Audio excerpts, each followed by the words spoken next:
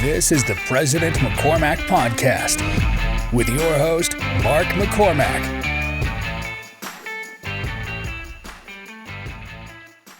So we wrote a book.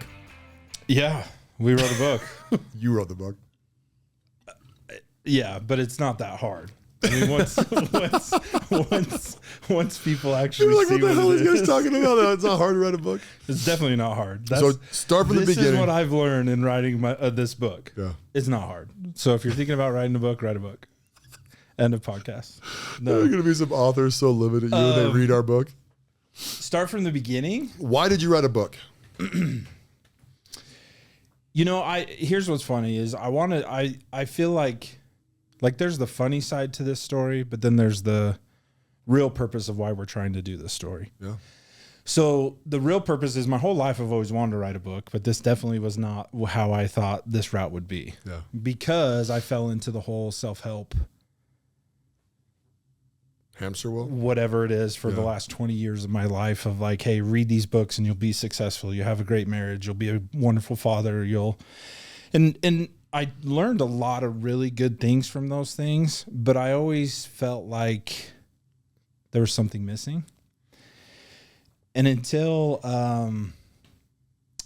a few interactions with you, because you've said these words to me personally, but then watching you with other people, like we've known each other for a very long time. You've always had that leadership mentality for your entire life. People gravitate towards you. But we were at your house. We were hanging out with some guys, and it was interesting as a person taking a step back. People always want to hear what Mark's advice and wisdom is, because you do possess a lot of it. And I know you probably don't think as much as you do, but people really want to know what Mark McCormack thinks about their circumstances or their situations. And so it was fun being a fly on the wall as each person was just talking to you throughout the night, just asking you certain things and that kind of stuff. And I noticed as you were talking, it always led to the same point.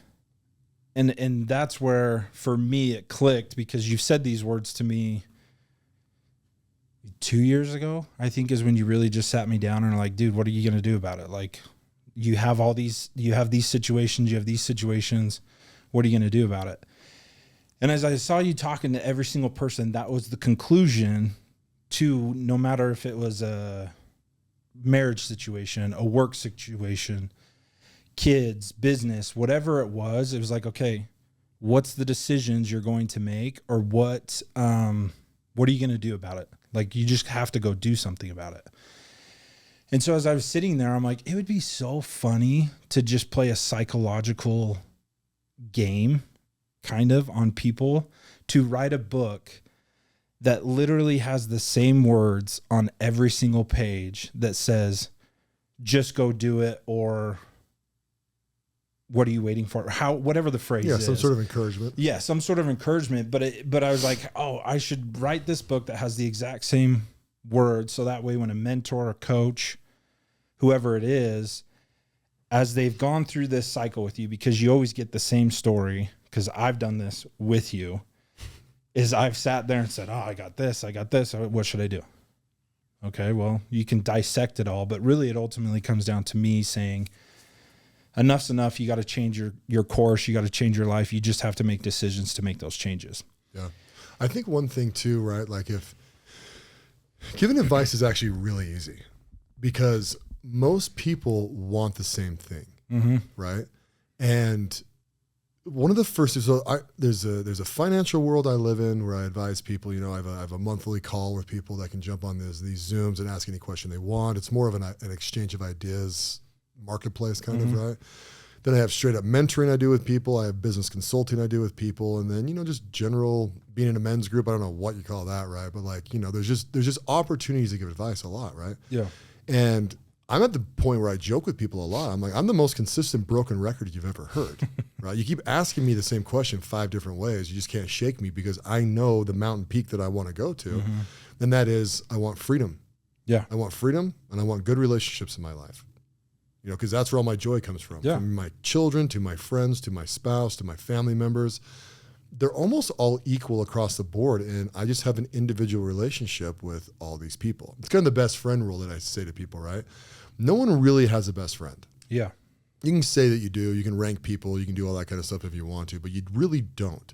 You have an individual relationship with A, B, C, D person all the time. Because whoever you want to say your best friend is, right? It's almost impossible to make that. For me, it's impossible to make that call because I have people I can depend on, and I have people that I can't depend on, or I have certain people I can depend on at certain levels, right? And even if you had like your quote unquote best friend and you needed them in that exact moment, maybe that one person, he or she cannot help you in that thing. You need somebody else who actually might not be that tight of a friend with you because the relationship just hasn't blossomed to that end. But that might be the thing that you need. And so I tell people a lot, I say, you need to learn who to trust, number one, and then how much you can trust that person. Like there's not one person on the planet that you probably trust 100%. Yeah. And there's probably a handful you can trust 90%. And I'm just putting a percentage on there so people can kind of understand what I mean. The thought process behind it. Yeah. People are imperfect, so they just have certain limitations, you know, or they've built their life in a certain way where they can only give X amount of time to begin with. And that's fair. It's also honest. And so you gotta figure out who you can trust. Cause I think a lot of people go, well, I can either trust them or not. And it's like, that's just not true. And it's not fair. I feel like when you're saying that, because I'm just thinking where you say you have all these different categories, if you want to call it categories of, you have your finances, you have your relationship with your spouse, your kids, your family, whatever it is. Certain people are going to click. And I say this because there's even people that I've been around with you that I don't talk to still to this day, that I've only had an 8-hour or 12-hour interaction with, that fed me something that I needed more than what my best friend could have. Yeah. And you almost feel more the emotional connection with that person because they were able to give you that food or be fed their knowledge or whatever it is. And so I agree with that. It's interesting. Yeah. I mean, now that you put it in that perspective, because what is a best friend? I mean, your wife's probably your best friend, like when it's all done to it, because they see the most vulnerable person you are, or they should, hopefully. But it's how you treat them, though. Yeah. But it's so your wife could see you wildly vulnerable, but if you don't treat her as your best friend or expect her to be your best friend, because being the best, right, comes with accountability. And so, like in my personal life, my wife is my best friend if I had a rank, right? But that only means what it means to someone's understanding too, right? Because like our relationship, right? There's I can tap you for a bunch of different things, and you can tap me for a bunch of different things, but that's all encompassed in the relationship that we've built together, right? Yeah. I mean, when you talk about, so this is kind of full circle to just making decisions and going and executing things. Since that day, so this whole thing has come, and I'm going to tie this back into Laura and my marriage. This was 6 weeks ago that we were hanging out when this whole idea, the concept came about and started cultivating and all that. And so, but in the past 6 weeks, because I'm finally making decisions and acting on those decisions, my marriage, my communication, my relationship with my wife, my vulnerability has been the best it probably has been in the last 10 years, because it's not a stagnant. And this is what I hope people, at least from my perspective, I've given a ton of advice. You always say free advice is free. Like, take it for what it is. It's up to you to do something with it. Yeah. And in my career, I've managed hundreds of people. They come in all the time. They ask stuff. I give them advice, and I've had that mentor role for certain people, but I've never felt that I was that person for certain people. And then I was in limbo mode, and that's where since that night, I've been like, no, I'm going to go make decisions and just start going. I'm going to fail. I'm going to mess up, but it doesn't matter.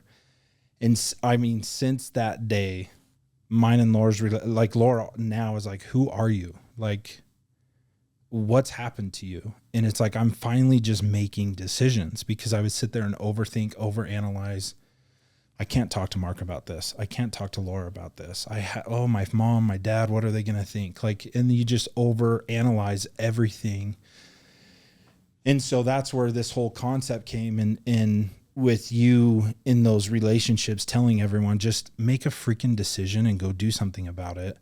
And the ripple effect of that has just changed my relationship with my wife to where it is more connecting. There is the more vulnerable. You're not just a stagnant limbo phase of going through life of like, I have a good job. I have a good relationship with my wife. Like, successes of the world, people probably think I'm okay. But it's like, no, none of that shit matters.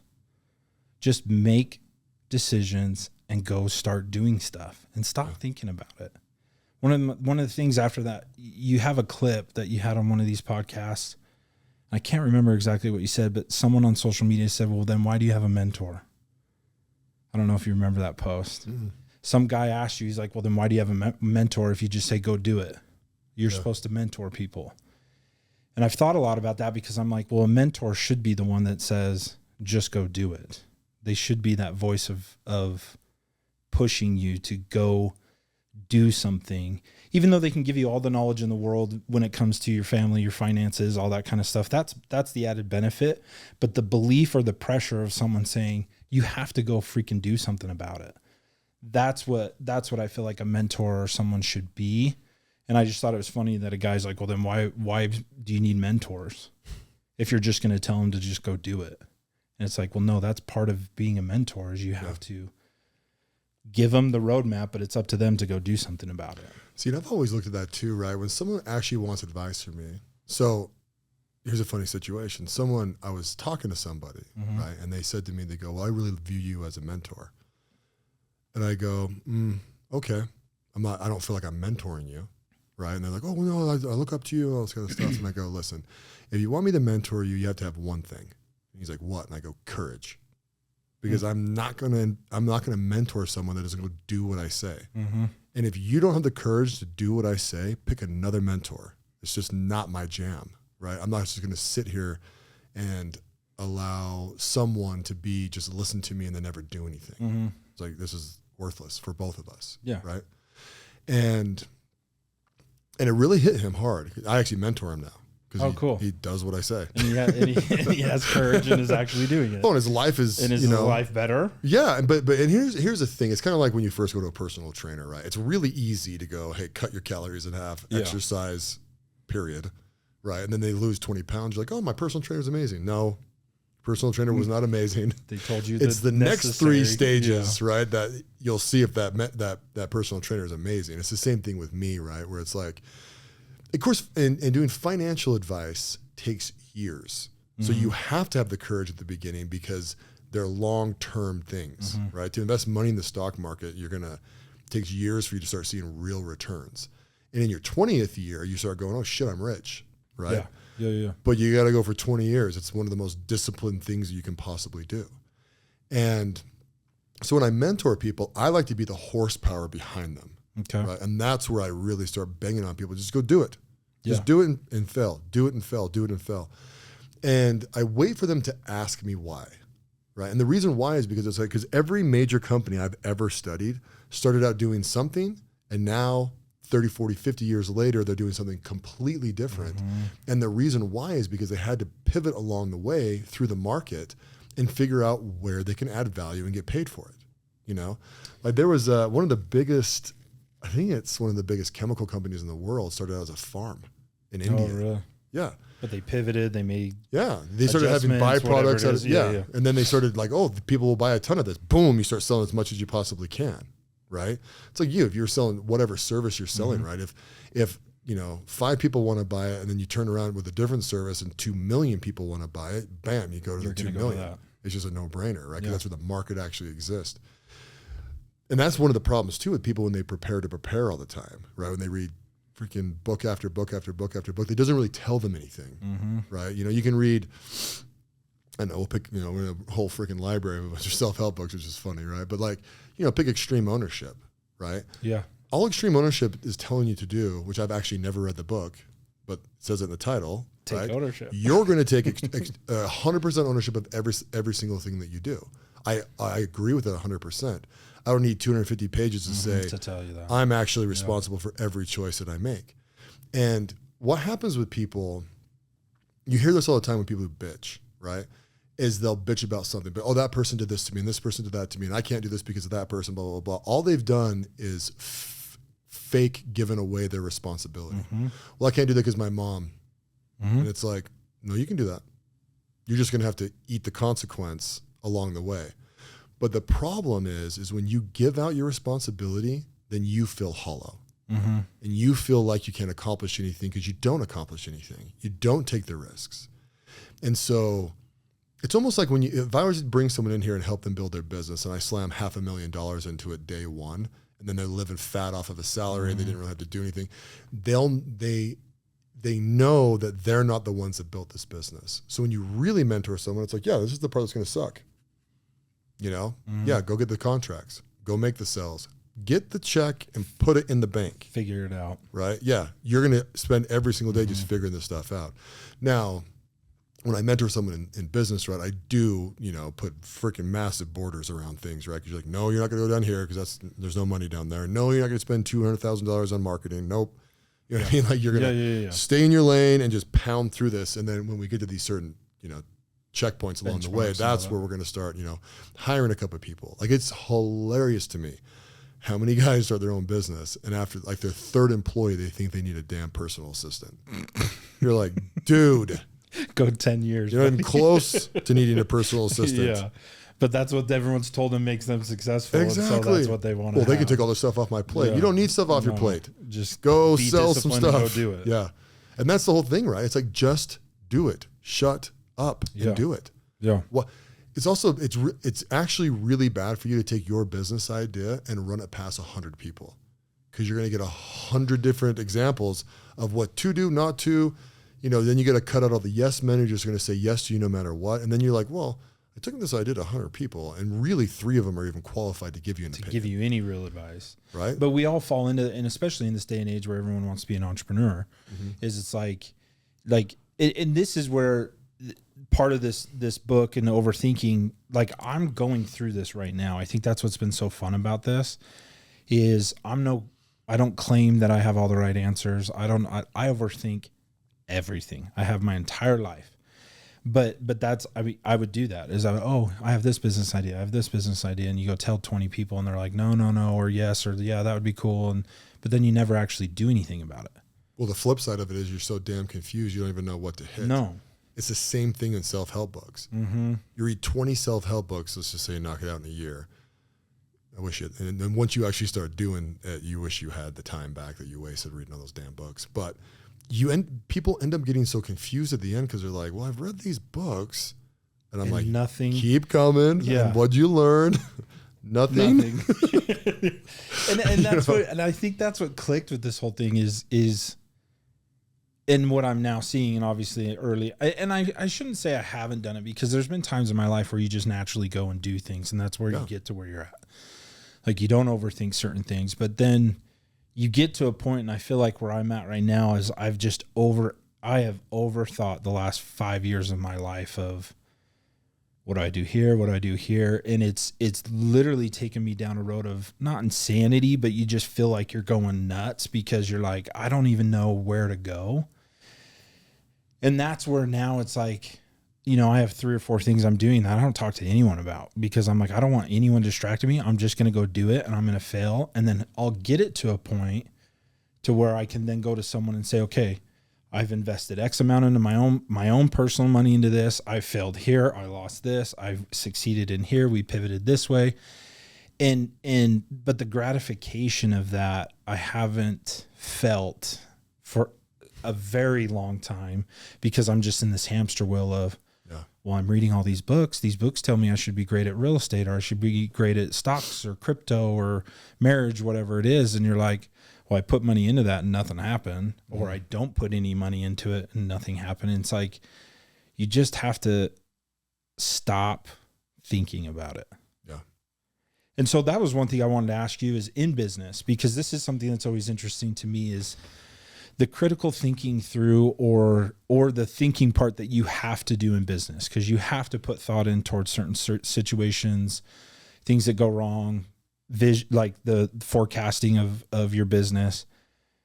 How do you go through the process of, I don't want to just say business because that's so broad. Yeah. But I don't know. I don't know the right question, but it's like, how do you make decisions faster? Because one thing you've said to me that has changed my life has been the more decisions you make and own it, you always make more right decisions than wrong decisions. So just make decisions. Yeah. Like statistically, whatever that is, 70%, 30%, whatever. You just have to make a decision, and you will always make more right than wrong. So just start making decisions and then own the failures and then pivot and make another decision. Well, part of it is the mindset behind it, right? So when people talk to me, I am there. What I do in business personally, right, is number one, I mitigate risk. Okay. So that's a major outlook. I'm always looking to mitigate risk, right? So that's when I build my systems, I'm trying to make sure that no one in my company can actually make a mistake. Right? Okay. Now they can, but they're all minor now, right? And then every time they make a mistake, I take that and I mitigate the risk of that mistake and I fix the system so it can't be made again. Okay. Right. And, by the way, when I say systems, it could be a 3-part system. Right. It doesn't need to be complicated stuff or software. Like sometimes I say systems and people are like, well, what software do you use? And I'm like, oh, hell, none. Right. I mean, I use a little bit, but what you're asking me, there's nothing, I'm making sure, like, number one, in my companies, I'm the one that cuts the check that goes out. Now that could take 30 seconds. I just select all the bills I want to pay and hit bill pay and it shoots them all out. Right. But the reason why is because it's a system that no one in the company can take money out of the business but me. And that allows us, so no one can launder money out of it. No one can extort money out of it. There's no gray area. It's wildly black and white. And it's a check and balance, right? That most companies have some sort of that functionality. Now, as I step away from some of these, right, I'm not full on. I just actually turn into a shareholder instead of like running the company. I will assign one person, but I will still at some level either have something sent to me or, that way your hands are still that at way least I touching. am tying everybody to that system so they just can't, because if you give someone enough rope to hang themselves with, they will eventually do it. And you don't want to take a really good employee that's been there for years and years and years, has all this experience, thinking that they're worth more money, and then they take that one shot where they take $1,000 out of the business, and then no one really notices, and then all of a sudden they start taking $50,000 out over time, and then it's easy to notice, and then you got to fire them, and then you ruin them, right? It's because that's another thing in business too, right? If someone steals from you, you take them to court every damn time. I don't give a shit what it costs. Really? Oh yeah, because then if anyone in the company, they need to know that you will freaking take them to court. So you set that precedence right there, like, hey, you try this is what's going to end up happening. Anyone in my company that's ever tried to financially hurt me, I've taken them to court. And won. It hasn't been that many. So don't try. Yeah, but I would do it again. But I think my employees appreciate that at every level, right? They're just like, this is a company that's serious about business. It's not a freaking charity. Like, we're moving down the road, right? Well, and I mean, that gives clarity to an employee to where it's like, hey, this is what we're here to do. Yeah. I mean, if you have the right systems in place and there's not this, like I've noticed this in the companies I've been with, like, if there's not a structure, it's chaos. Yeah. Like it's and it's all ends of the spectrum in chaos too, right? It's from people that don't know what to do to people that see a weak point and try to attack it. And then everyone's wanting this, and they all gravitate towards this, and the loudest one's usually going to get the attention, and I mean, it's chaos. Yeah. So yeah, because that's where I feel like people get lost. I mean, the overthinking process is what I've come to realize is just doubt. I mean, that's where a lot of it stems from, is that the doubt or the belief or the lack of belief to be able to actually do what it is that you think you should be able to do. And that's where the confidence comes in. And that's where one of the things in talking to you about this book that was cool is you said, well, no, I want people to write their own stories. And so this one phrase or this one word has now developed into, we are going to be able to provide for people to actually write their own story of their doubts. Yeah. And I was going to ask you that, like, do you not write it down? But I mean, you have to overthink things. Every human overthinks certain things, but it's how do you shorten that process of thinking? Oh, right. Yeah, I went off on a tangent. I didn't even finish my No, you're fine because that's where I'm noticing right now is I'm slowly chipping away. Well, okay, this problem could take me a week to think about. How do I get that down to 2 days to 1 day to an hour? How do I just keep lowering that timeline? Yeah. So after I mitigate risk, the next thing I do is I make everything time efficient. Okay. Right. So I'm a time efficient Nazi. Right. So people will come and be like, dude, you're like really efficient in what you do. It's like, yeah, of course, because I value my time. Right. And the older you get, the more you value your time, right? Because you realize you don't have that much. For sure. And so, and that's what really drives the decision making, right?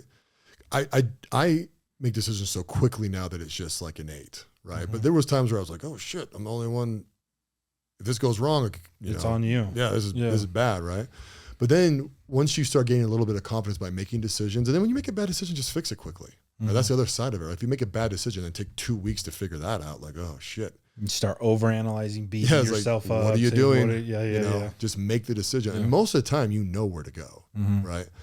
And if you don't, you're in the wrong position. Yeah. And that's okay. So if you're in a position, say you're 35 and you're feeling the crazy pressure of all this kind of stuff, step back from it. Get back being comfortable where you can just watch people make decisions and then move yourself back into it. Or look yourself in the mirror and go, you know what? I'm just going to choose to be confident and plow down this road. At the end of the day, all you're trying to do is either sell something. Well, you're trying to sell something and get paid for it, whether it's a service or a good. So as long as that as long as you're getting paid, right? Those are the decisions, right? Like, okay, how am I going to get paid on this? If someone brings me a problem, right? I always go, what's going to make the company the most amount of money or lose it the least amount of money? Those are really the only two questions you have to ask on every single business decision. So when you're faced with something, those are the first two things that pop. Yeah, which one of these decisions is going to make me the most or lose me the least, right? So if you have a client that's pissed, right, in the construction world, and they want a discount, you're going to go, okay, this company does $3 million a year with me. Let's discount them $4,000 or $5,000 for their pain and suffering or whatever bullshit they come up with, right? But to make that decision, that also triggers a whole conversation with that company too, right? Where you're like, hey, listen, you guys are a great client of ours. You do a lot of business with us. I see where we messed up. You guys have a little culpability, but yeah, we'll come down a tad on this to make everything right so that we're a good partner. And they go, okay, great, right? Then you've made that choice, right? What you don't want to do is give them a discount and then teach their people to bang you every single time. So you're just like discounting on the back end over and over and over again because you're too weak to be like, no. Right. And then there's sometimes too, right, where I've get in a situation and I just go, no, we're not going to give you a discount. Well, why not? And you go into the whole thing because we bid this thing thin to begin with. We're general bidding to you guys. You know that. You know what all the other bids are at. The next one was $20,000 higher than us. So no, I'm not going to discount this. Right. You have to hold your ground. Then you just hold your ground and own it. But like you have to have the conversation that comes with the decision making. Right. And then sometimes you have no idea. So you just choose the best side and see what the hell happens, right? And most of the time, that's the other thing about having anxiety, right? Like having anxiety is worrying about stuff that's going to happen in the future. So as long as you, especially with me, right? Like most of my companies have been in business for so long, we have great reputations. And so if we do something outside of our reputation, it's easy to go, well, hey, we performed really well for 30 years. Like this is the situation that we're in. You guys help me with this, blah, blah, blah, blah. And they're more than willing because the reputation's there. Yeah. Like there's a client that we work with, a big contractor out of Oregon, and they work in Washington State. And my guy made a massive mistake, right? A couple $100,000, well, not quite $200,000, about $150,000 mistake. And when that came to fruition, right? That's another funny thing in my world, right? When you make that decision, it doesn't really come to fruition for probably 6 months. So when actually shit hit the fan, right? I called the president of that company. What? It was it took that long to actually expose itself. Yeah. What he needed to do is send a change order in for us not doing the installation, right? And they had agreed to do it, him and that site super. So then when we shipped the product 6 months later, there was a new site super because the other one got fired, right? Which makes this a nightmare. And they called us up and said, hey, you guys need to come install this. I said, oh, we took that out of the contract. No, you didn't. Well, yes, we did. And then they go, okay, screw you. And then they hired another company to come in and install all this stuff to the tune of like $130,000 more than we bid. You guys? And then backcharged us. Of course. Right? Which is how it works in construction, right? Because no one was having the conversation along the way and saying, no. So I called the contractor up, or the president of this company, who has no business talking to me. I'm way low on this totem pole, right? I think they do a couple billion a year, right? And I told him what's up. Right? Now, the cool thing is, he's probably in his 60s, right? So 30, 40 years ago, he's in the same position as me, right? He gets it. They were a smaller company or whatever, right? He understands what happens in construction. And I said, listen, there's a lot of profit in here that shouldn't exist, right? And he agreed.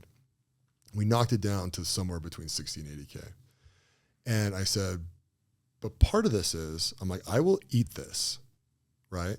But I want you to give a second look on every single job we ever do. And he agreed, right? Now, second look is a lot of people pretend that doesn't exist. I'll put it that way, right? Because everything's supposed to be low bid and you're in, right? Second look means they go, hey, you guys should sharpen your pencil here. Then you sharpen your pencil and they give you the job, which is basically matching low bid if you want. I ate that, signed the thing, fixed it, made everything good. And we had been in business with these guys for years, right? So the relationships have been there. And you know each other. And honestly, I mean, this is, I don't know, 5, 6, 7 years ago, something like that. And they've given us every single job since then. Oh, cool. So that one, we're not even getting second look. They're just giving it to us. So the loss turned into we made that money up a long time ago. And it actually shored up our relationship. But that's the thing, right? It's one thing to make a mistake and act like a prick and then wreck the relationship because you're going to hold your ground at the wrong time. I was not in a position to hold my ground. They could tell me to go pound sand at any minute and make me eat the entire amount. So I had to come with them with a bunch of humility and honesty. And then I've also got the experience to talk about what actually happened. So it's a good trifecta, I guess, of like, let's make this happen. And because of our reputation, the work we've actually done with them, not even reputation, just doing a good job for them for years and years and years, it's like, hey, this is a one-off. We've done, 90 projects with you guys over the years. Cool. And they agreed to it. But I can't sit in my office and think about it for 2 weeks either. Right? Yeah. How am I going to approach this? How am I going to do this? As soon as I saw what was going on and realized that, I actually Googled them and called their main office because they've got like 5 offices, right? And I just said, I need to speak to your president. And he called me back like 5 hours later. Really? So it wasn't like a bam, bam, bam thing, but it was also like, I got to get ahead of this now. Yeah, instead of sitting, I'm not doing it tomorrow. Say, how should I approach this? If it's Wednesday, I'm not waiting till Monday. Yeah. We're dealing with this shit right now, and that's a lot of decision making. You just deal with it right now. And I think that's where people get afraid. I mean, I know I have, but it's like you don't want to face the facts at that point because you do want to justify whatever's going on to make yourself feel better. Yeah, and that's really you just kidding yourself. And one last bit of advice I'll give people. Right, there's a timing to everything, literally everything you do. And when it's your moment to make a decision, no matter how big or small, the longer you wait from that moment you should have made the decision to when you actually make it, all it does is weaken you, right? If you're in the moment and you're like, no, this is what's right, this is what's right, this is what we're going to do. How do you feel about that? Well, I don't think that's right, blah, blah. You're having that contentious argument, right? And sometimes a contentious argument doesn't mean you're yelling at each other. It just means that you're both in contention. Yeah. So you're not challenging. Yeah, you're challenging each other. It doesn't need to be ugly for it to be in that situation. But if you wait 2 weeks, 3 weeks, 4 weeks, even if you wait days sometimes to gear up or get excited about it or figure out exactly what you want, right? Like you're just not sharp. And that just weakens your position, right? Because, for example, if I say something to you and you call me in a week and you say, what you said to me in that minute really hurt my feelings. And I go, why don't you say something then? Right? And you go, because I'm weak. Yeah, and I've overthought this for That's the only answer to it, yeah. It took me a week to get the and you've affected me for a week, and it's not your fault, it's my fault. But and that most likely is some misunderstanding. For sure. Or I was out of pocket and being a jackass. Yeah. Where if in the moment you say, hey, you're kind of being a jackass. You go, yeah, I kind of am, sorry. Then it's over. Boom. All of a sudden you're a guy that makes decisions in the moment. You know what I'm saying? It's just these little tiny things. But there's a lot of people that think, oh, I got to time this, or I got to this is going to be in the right situation, or he was too angry to deal with this. And it's like, no, you need to be confident in the moment and just deal with stuff as it comes up. Boom. But that requires you to make snap judgments and snap choices all the freaking time. And I think that's where people, if you take a step back though, everyone has made those judgments, but you don't really pay attention to what happens, or at least for me, and I'm sure there's a lot of people out there, but it's like, I've made those snap decisions, but I've also overanalyzed a lot of stuff. But those snap decisions have really never failed. Whether it was ugly or it wasn't ugly. Oh, even if you wait a week, it's normally the exact same choice. Yeah. But even like you said, if you're being an asshole and I go, Mark, dude, what the heck? You're being an ass. Yeah. I could go home and be like, well, what did I do that caused Mark to actually sit there and treat me like that? Or where did this go? Well, what is he thinking about me right now? When you're not thinking anything about it because you've moved on. Right. And yet I'm sitting there like, well, I hope next time I call him, and it's like, why? Just say, Mark, you're being an asshole. Yeah. And I think like that's the lessons to be learned is just make a decision. I don't know. I like, it's so funny to me because that's what was happening that night is literally everyone would say their 5 minutes or 10 minutes or 20 minutes of what their story was. And literally you're like, okay, what are you going to do about it? What decisions are you going to make now that's going to change what you just told me? How are you going to change this? Yep. Because if you don't make a decision, you're not going to change. Mm-hmm. And so that's where one thing I want to ask you is why did you want to do this? When I called you, the Overthinking Antidote, which is the title of the book. Because you're actually proving my point. That's why I wanted to do it. Okay. Because you just started writing this book and just told me about it. And you did it. You just made a choice and started doing it over and over and over throughout the entire process. And I know we're quote unquote co-writing this, right? But outside of me giving you the original idea and a couple edits, you've really done this whole damn thing yourself, which I love. Yeah. Right. And so when you told me about the book, I was like, oh yeah. And I've told so many people about this thing because I'm like, this is perfect. Brent, he heard me say, just go do it. He just went and did it. And now we have a book. Almost. We'll have it soon. We're getting there. We're like 99% done with this bad boy. Honestly, it's just me. I want to add a little bit more context to the beginning of this thing, just so I just want to make sure that we are delivering the message of this book exactly the way that we want to, and we're there. Well, and that's what I want to see is like, what in your opinion, because my envision of this is, and this is where I think of it, is all the people that have come and talked to me about, and they tell you the same dang thing over and over and over. Mm-hmm. And they're in the hamster wheel. I literally envision someone, a mentor, a coach, just grabbing the book that has one sentence on every single page and literally handing it to him and saying, this will change your life. All the other books you've read can change your life, however you did it. But literally, if you just do what's in here, this will change your life. And since that night, that's where I'm like, this literally, the psychological twist to it is write your own freaking story, but put it down and then go do it. And that's why when I called you and I talked to you about it, I was like, oh, I'll write this book. And then Mark, I'll just whatever, split it and all that kind of stuff. But it was like, it makes such a difference. And that's why, and what's funny is you saying you wanted to be a part of it has just fueled it even more. Yeah. And I think that's the hope, is just people can just write their own freaking story, because that's the therapy behind it. If there is therapy, is it's like, I can clutter my thoughts here and then have an action plan here. Yeah. Yeah, absolutely. And the coolest thing about this book, we're almost done with time today, but what's it called again?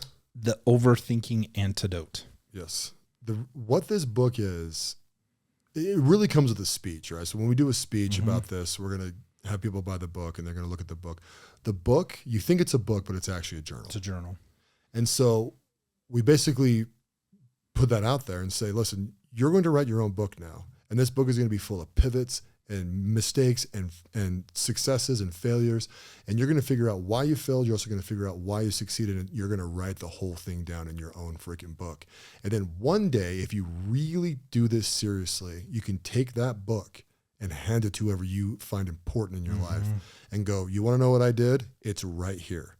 It's literally how I built a business, or how I accelerated my career, or how I turned myself into an investor, or how I accomplished my goals. It can be whatever you want inside this book.